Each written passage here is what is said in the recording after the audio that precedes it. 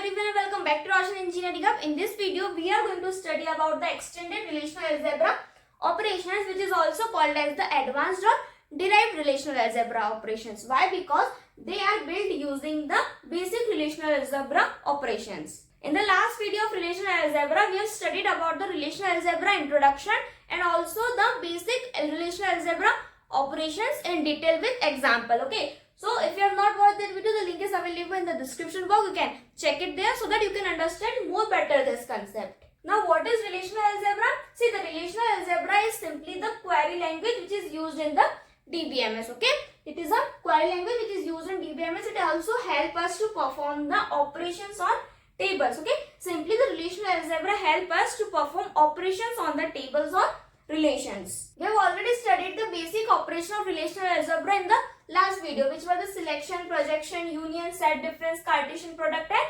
rename. But sometimes the basic relational algebra operations are not enough. Okay, so therefore we use the extended relational algebra operations. So what are the extended relational algebra operations? They are the advanced operations which help us to write complex queries easily. Okay, and also they are the derived using the basic operations like selection, projection. These are the basic operations, and the extended operations are derived using these basic operations. So what are the advanced or the extended operations that we will see in this video?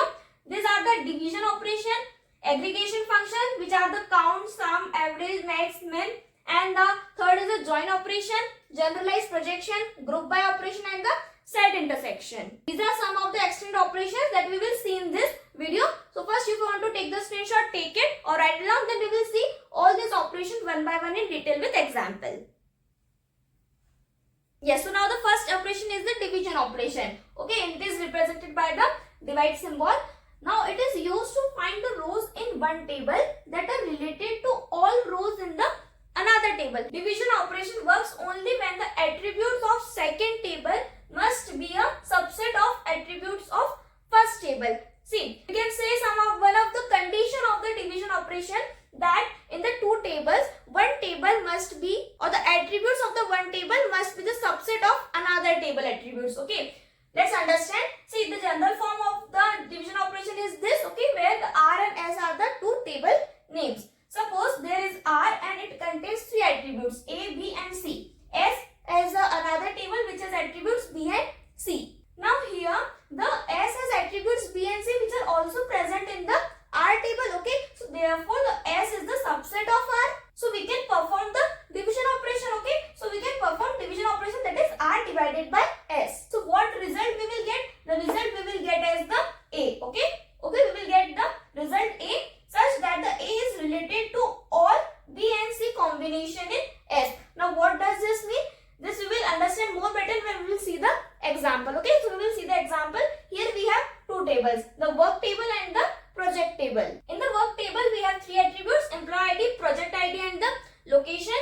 And in the project table we have two attributes, that is project ID and location. Here project ID, location both are contained in the work table also. Okay, so therefore the project table is the subset of the work table. Okay, so now the here query is to find the employees who worked on all projects listed in the project table. Okay, we will use the division operation here. Query we have that we have to find employees, okay, who have worked in all projects listed in the project table. So it is our project table, and here the project we have P1 and P2 and the location we have Delhi. Okay, so in the result table we want only those employees who have worked on these two projects. In the result we have employees E1 and E2. Okay, this is our result table, employee ID of E1 and E2. Why? Because see, here the project is P1 and P2. So E1 has worked on P1 and P2.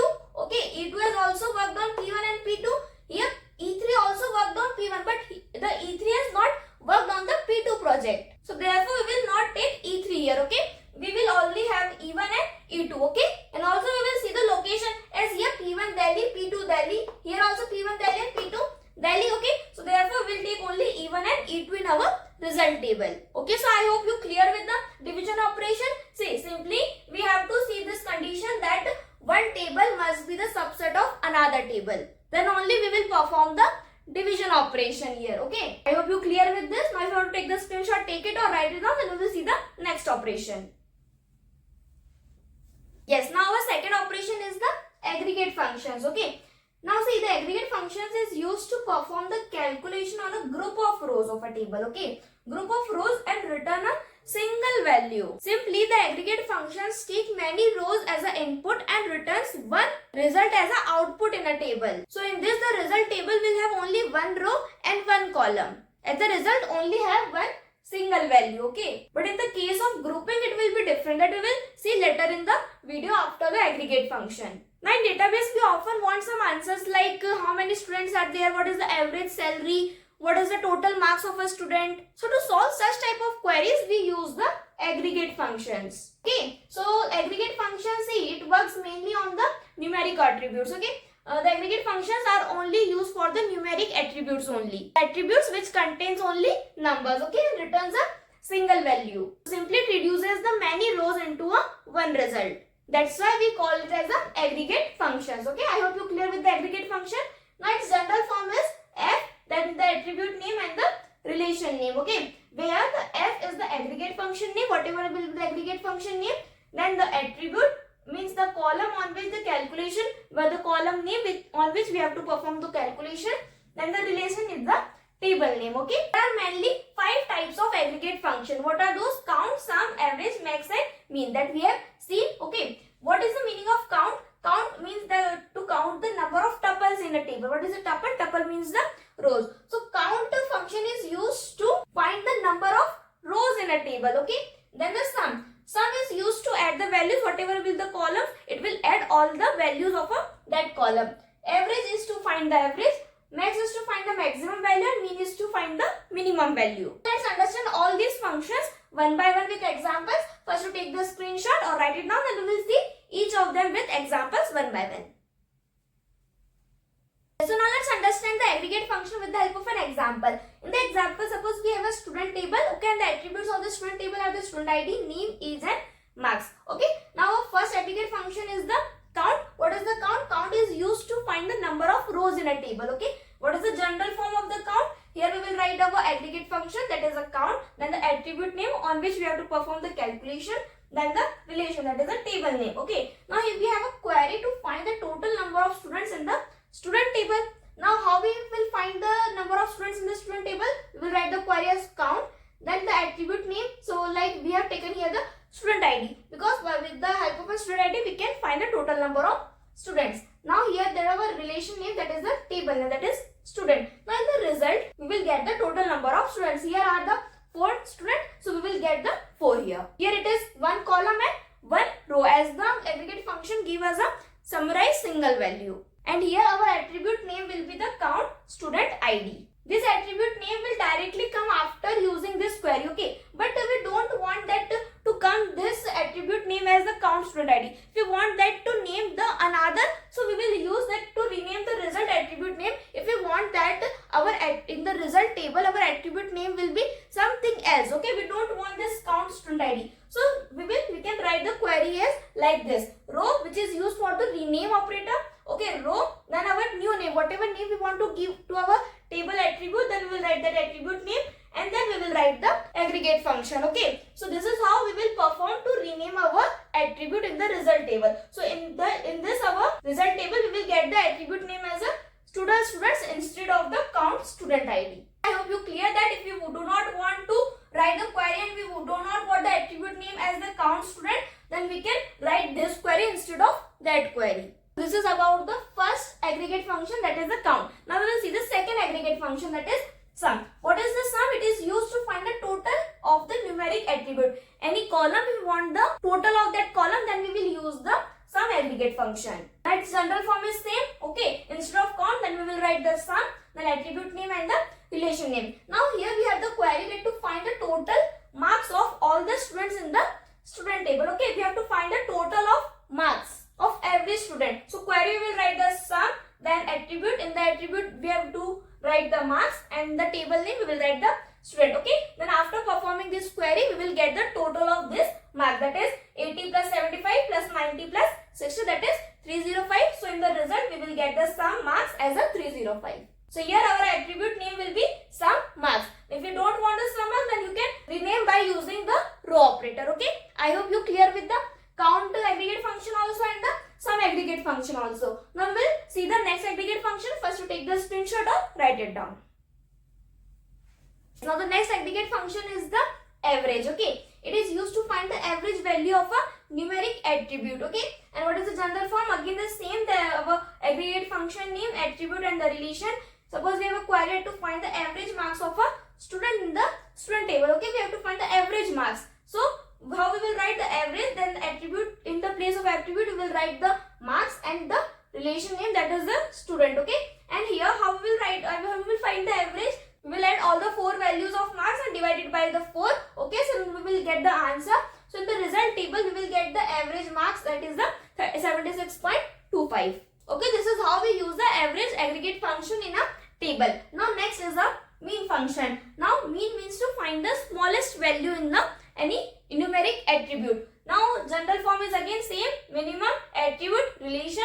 Suppose you have to find the minimum marks. Okay, so query is to find the minimum marks in the student table. So we will write minimum, and at the attribute we will write marks and the relation, that is student. Result we will get the minimum marks, which is a 60. Okay, so here our minimum marks will be 60. Okay, in the result we again get one row and one column. So one column is of minimum marks and one row is of 60. Now next is the max function, which we'll use to find the largest value in the numeric attribute. Now general form is again max, attribute, relation, and above we have to query to find the maximum marks in the student table. So how we find the maximum marks? Then max, then our attribute name is the marks, relation is the student, then we will find the maximum marks from the student table in the result. Okay, that is the 90. Okay, so in the result we will get the 90. This is how we use the minimum and max function also. Now we are completed with the aggregate function also. Okay, now please do not forget to provide the feedback in the comment box. Now if you want to take the screenshot, take it or write it down, then we will see the next operation.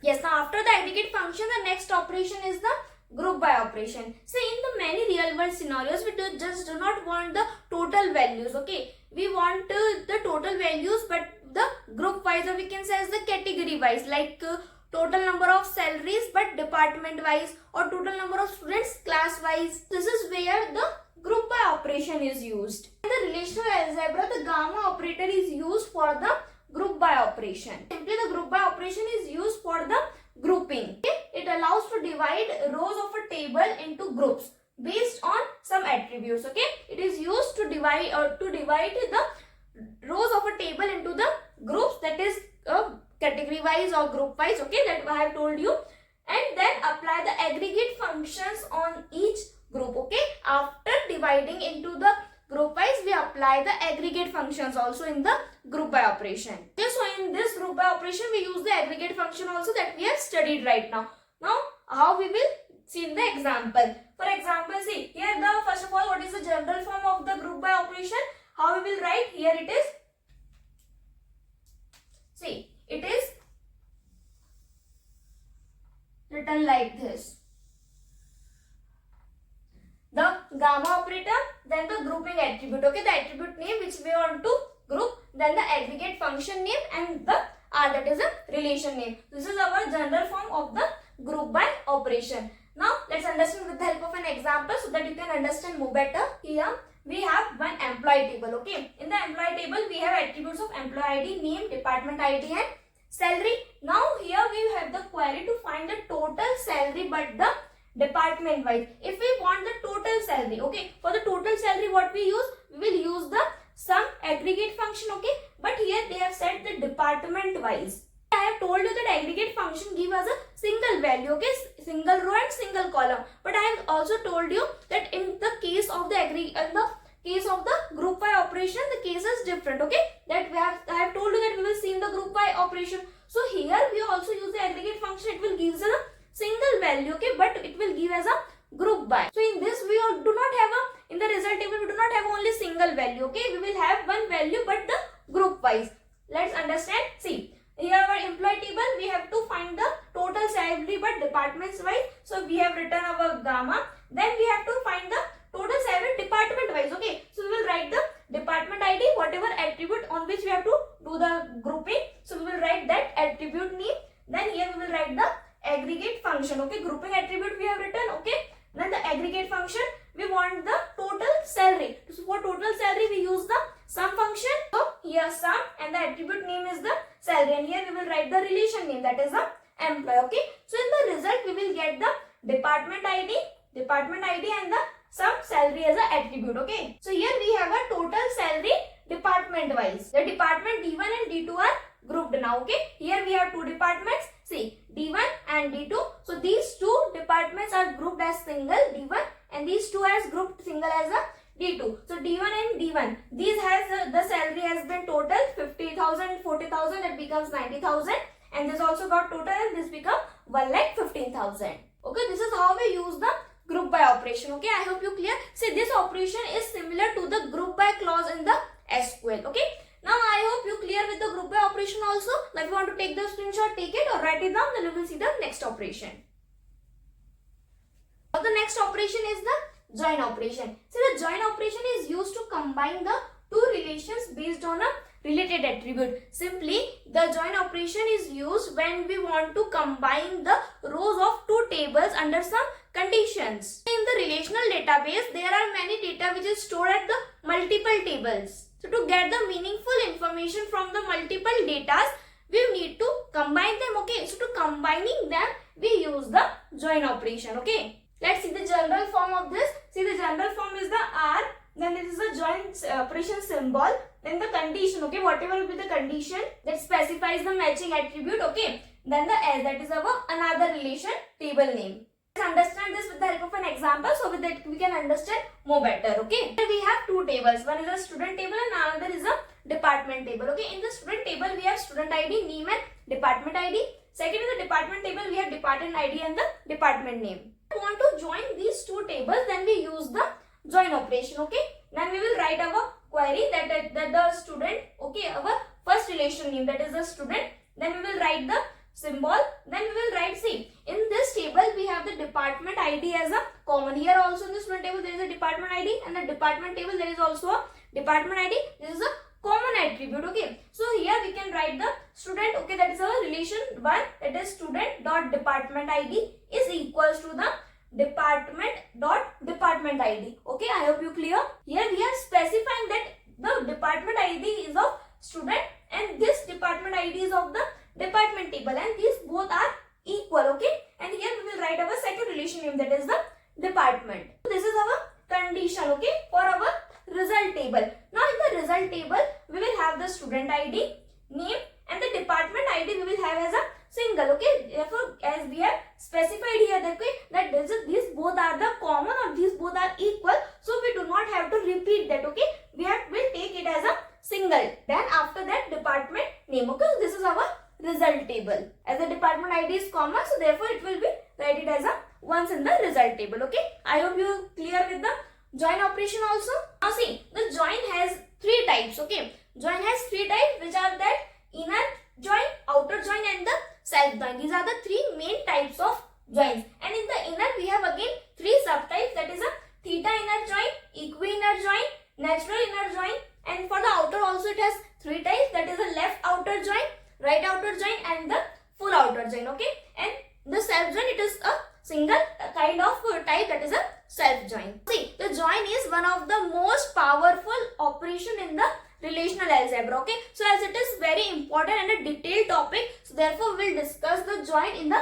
separate video. Okay, in which we will discuss the join operation in detail, which all of its types with examples. Okay, so here we have only studied the overview of the join operation, that what is a join. Then in the separate video we will discuss detail of the join operation, as it is very important topic, so therefore we will discuss in the join operation and all its type in the second video. Okay, after the extended relational algebra operation we will study the join operation in the next video. Okay, I hope you cleared till now that what is a join operation. Okay, now if you want the notes of this topic, so the link of the handwritten and printed notes is available in the description box. You can check it there, and also join the Telegram group for all the notes material. And also if you are getting the topic, please do not forget to provide the feedback in the comment box. Okay, so now take the screenshot or write it down, and we will see the next operation. Yes, now the next operation is the generalized projection. See, in the last video of linear algebra, in which we have discussed about the basic operation, okay, in which we have seen one operation, that is the projection operation.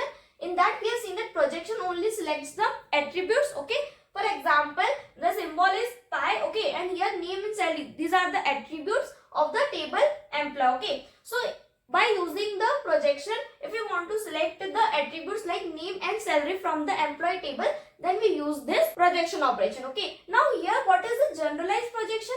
Generalized projection selects the attributes. Generalized projection also selects the attributes only, and also it allows the arithmetic operation on the projected columns. Okay. In the generalized projection, we select the columns from the table, and also we can apply here the arithmetic operations on that projected columns. Now what kind of arithmetic operation? Let's see. What is the general form of generalized projection? Here that is a projection symbol, that is a pi. Then whatever attributes we want to select, okay, that we will write the column names, and the expression, whatever will be the expression, that we will write expression and the table name, okay, that is a relation. Expression means what kind of expression? See, expression can be a plus b, a minus b, a multiply by b, or a divide by b. Okay, a and b, these are two of the columns, okay, two of the attributes.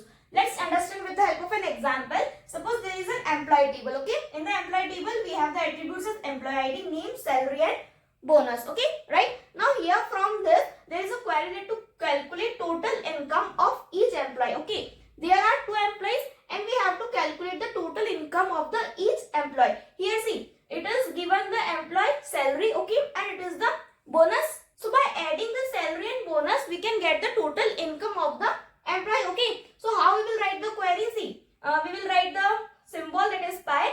Then we will write the attributes name. So we can write, we can take the attribute of a name, okay, so that it can represent which employee. Okay, so we will write your name, and in the second column we will calculate the total income by salary plus bonus. Okay, and then here in bracket we will write the table name, that is employee. Then in the result table we will get the name, okay, that is AB, and in the second attribute we will get salary plus bonus, and here the salary and bonus values will get added. Okay, so this is how we can calculate the total income of each employee. Okay, here we have used salary plus bonus is our arithmetic operation a plus b. Now see one more thing. Now if we do not want here salary plus bonus, okay, instead of salary plus bonus we want here total income, but directly if we have written here the total income, then there is no total income attribute in the table. Okay, so therefore we have to write here salary plus bonus, but now we want to rename this. Okay, instead of salary plus bonus we want the total income. So how we do? See, if you want to rename the result attribute,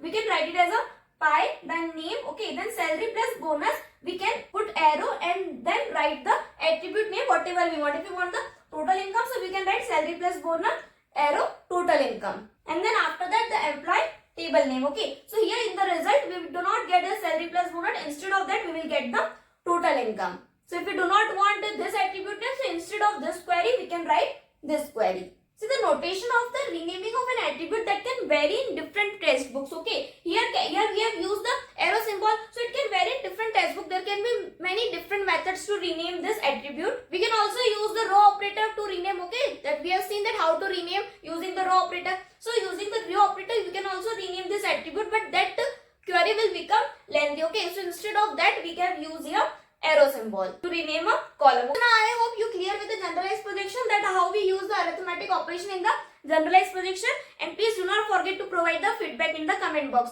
Now if you want to take the screenshot of this, take it or write it down, and we will see the next last operation.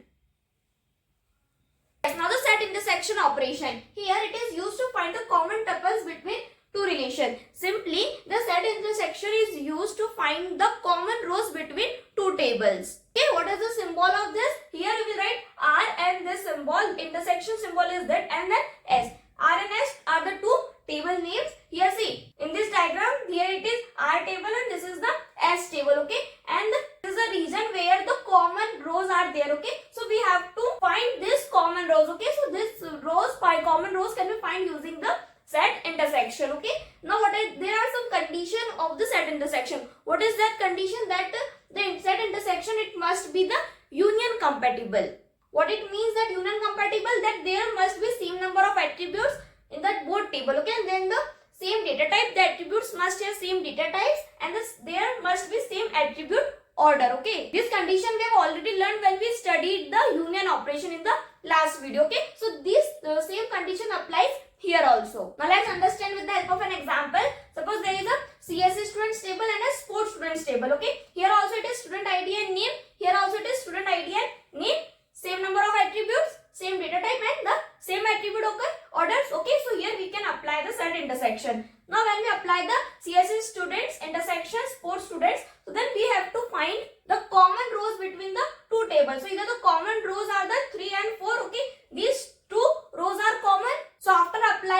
this intersection, we will get in the result the two common rows. Okay, as there are only two rows which are common in both the tables, so we will get those only in the result. Okay, so I hope you clear with the intersection also. Now if you want to take the screenshot, take it or write it down.